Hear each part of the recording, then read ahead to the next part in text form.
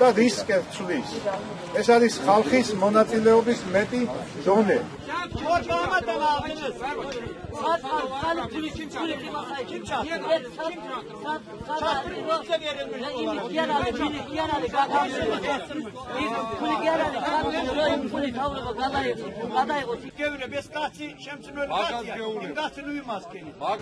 მე როგორ ვიცი 41 ნომერი თავრობის პარტია მომწონს, კარგი პოლიტიკით მუშაობს და ჩვენი რაიონში მათი მხრიდან ვინ იქნება კანდიდატი რაიონის გამგებლად, ჩვენ თანახმა ვიქნებით.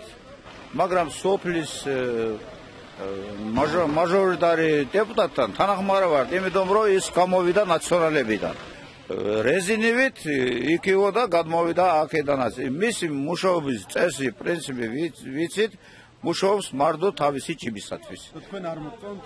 არა, საერთოდ თელი სოფელი არ უნდა, მაგრამ რადგან ჯემალ ნიაზოვი, რომელიც მისი სიმამრეა და 26 წელი დიქტატორი იყო სოფელში, ის ჯემალ ნიაზოვი თავისი გუნდის ხალხთან მოძრაობს, რომ თავისი სიძე იყოს დეპუტატი. ეს პიროვნობა მირზა ალიევი არის ქართული ოცნების პრაიმერით არჩეული და წარადგენილი დეპუტატი.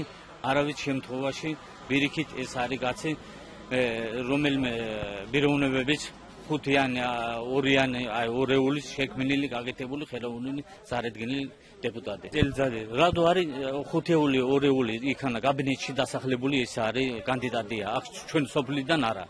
არც სოფლის ოცნების შტაბიდან და პარტიის მხრიდან არ არის წარადგენილი. აბა მაშინ რატომ დაინიშნა? დაინიშნა ახლა გინდა თუ არ გინდათ ესენ დაასახლებიან, აი ვინც არიან აქანა დღეს. სპეციალურად შეამოძმეთ გაბალში, 7-ვე საარჩევნო უბნებში ქართული ოცნების მხრიდან წარადგენილი კომისიის თავმჯდომარე, წევრები, ან კოორდინატორი სულღელიანი არიან 2012 წელში ისა პარლამენტის არჩევნებაში ნაციონალის მხრიდან ისა მომუშავე კომისიის წევრები, ნაციონალები, არიან ნაციონალები, რომელიც აქ წააგებინეს ოცნება. არ მაწოვს, იმიტომ რომ ეს ძველი თავრობიდან იყვნენ. ეს რაც მე მეგოთნოდა, მაგრამ მე კი არა, სხვებსაც ეგეოთნოდა, იმ შაშოლობას არ მისცენ. ძაათვეს საწყალისა, ვინც საწყალიყო, ფული არ ქონდა, ძაათვეს გაგიდეს მიწები.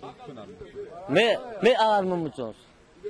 იმიტომ რომ მე ძველი თავრობაზე ის ვარ. ჩვენ ვართ კაბალი, კაბალში არის დიდი პრობლემები. მაგის მხარ ნახდათ არავინ არ დაუჯერს. მე მაგას მე არაფერი არ ვთქვარ, ვინ უთხრა იმან შეიძლება არ დაუჯერს. მე მაგის არც კაი ვიცი არ ცუდი. ამას მივცემ. ხოლო ჩვენ პრობლემა რა არის, რამე პრობლემისინ გაგეთეს რა. ჩვენ ხალხი ვართ. ის თავრობის ხარჯზე ჩვენ ვალდებულნი ვართ დავიჯერთ თავრობის ხარი. ეს ვიცი რომელი ხალხია, ესენი არის ინტრიგანები, რომელსაც უნდათ რომ უშუალოდ თავისი კანდიდატურა დააყენონ. აი ის ხალხია შეხვდა თქვენთან. ვინც გითხრა ეს პასუხი თქვენთან? აი ის ადამიანი უშუალოდ იყვნენ, რომ უნდათ რომ მაგისი კანდიდატურა დასახლდეს. რა თქმა უნდა, ბუნებრივია, რა თქმა უნდა, ბატონო, 5 ადამიანი ჩავწერი ახლა ასე მოულოდნელად და 5-ვე ის ადამიანი შეგვიძლია. აქ არიან ზუსტად ის ჯგუფი შეგნებულად შეგრებული არიან, რომ რაღაცა პროვოკაცია შექმნან, რაღაცა პროვოკაციაზე წაიყვანონ ხალხი. ზუსტად ეს ჯგუფი არის ამ შეხვედრაზე ესრებოდა. ზუსტად მაგისათვის არიან. დანარჩენ მე ასე არ ფიქრობ, არ გეთანხმებით. დანარჩენს წინ არის არჩევნები.